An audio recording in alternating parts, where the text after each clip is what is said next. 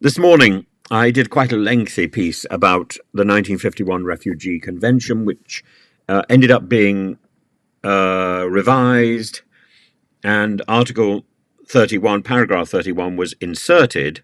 It starts off as Paragraph 26 or something, and it was inserted into the Refugee Convention with an aim to ensuring that refugees were not penalized for accessing countries by unlawful routes, rather than to limit their options, or to limit the options for refugees to the applications only of the first country nearest to their border.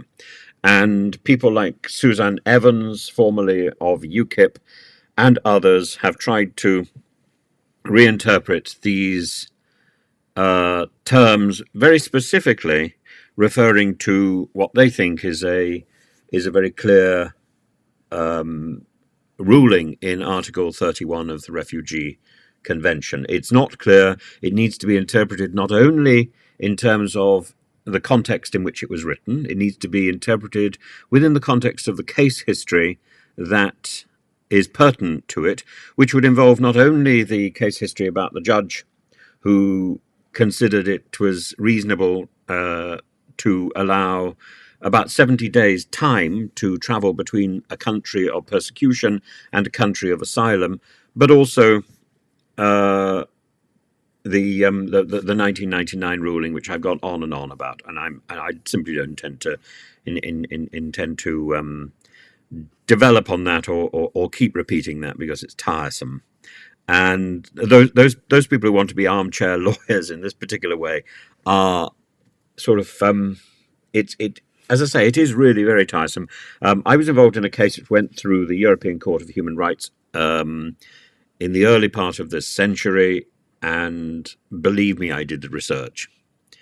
And today, GB News has got very excited about the UK's use of hotels to house asylum seekers, and their discovery that this overwhelming backlog of cases means that as of October 2024, there will be 30,000 migrants being accommodated in over 250 hotels at a cost of £4.2 million a day.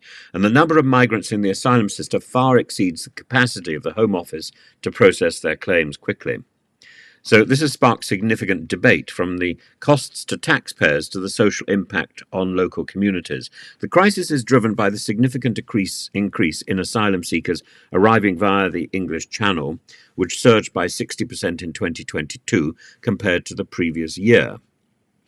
And that's largely because of Britain's formally departing from the European conventions and the Dublin Convention, which helped to safeguard the British shores.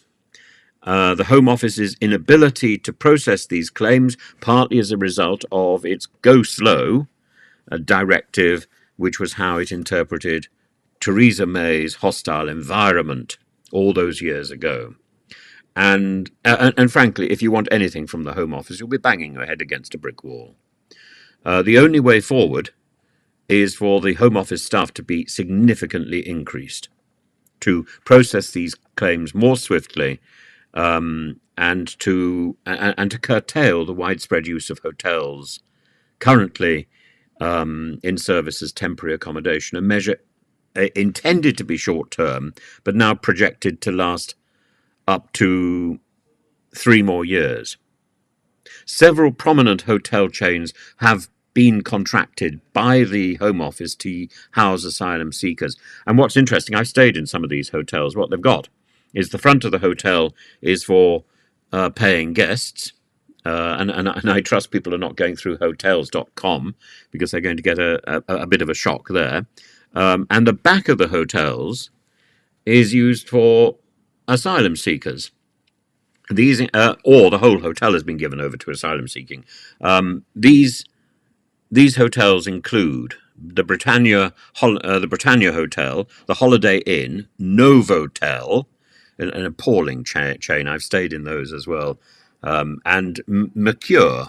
But, there's private contractors like Serco, Mears, and Clear Springs play a significant role in facilitating these agreements, with Serco alone contracted to manage over 100 hotels across England.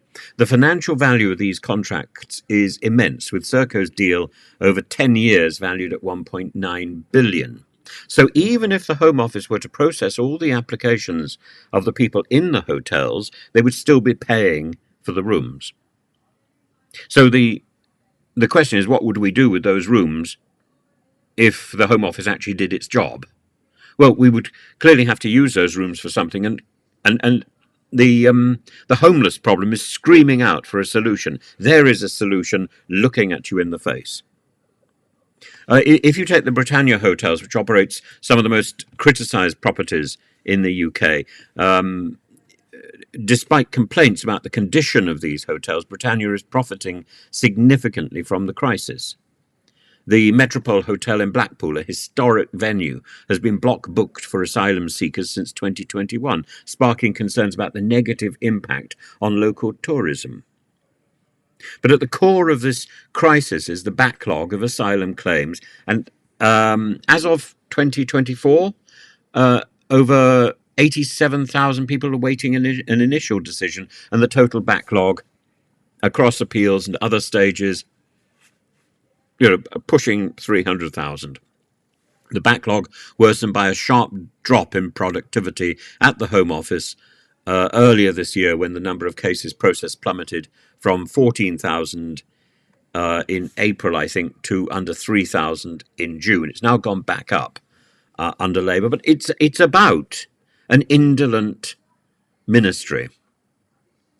And the political response of people like Yvette Cooper, the Labour Home Secretary, has acknowledged the challenge and stated that clearing the backlog could take up to 3 years, far longer than initially anticipated. And Labour has previously pledged to end asylum hotels, but the complexity of the system will delay this effort.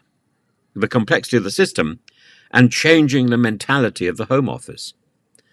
Communities hosting these hotels have voiced concerns in addition, particularly in tourist-dependent areas like Blackpool and seaside towns, where the long-term use of hotels for asylum seekers has disrupted local economies. Of course it has. Many of these areas rely on tourism, and with hotels block-booked for asylum seekers, the regular flow of visitors has decreased, exacerbating economic difficulties. And more than that, if you want a hotel, the quality of those hotels has gone right down, precisely because the hotels don't have to make very much effort in order to, keep their books full. Local politicians and residents have expressed frustration over the lack of transparency in these deals, and many contracts shrouded in commercial confidentiality. And this has led to questions about the financial burden placed on the taxpayer, especially at a time of growing pressure on public services.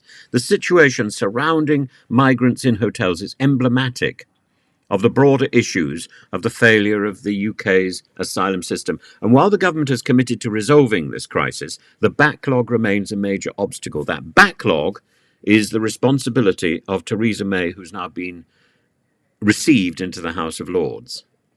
Why? Well, she's there to answer questions.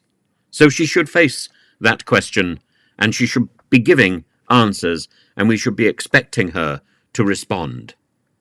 Because that's why she's there. She's not there to sit pretty in ermine. She is there to be held to account in the Palace of Westminster for the serious range of errors that she made as Home Secretary, to say nothing of what she did messing around as Prime Minister.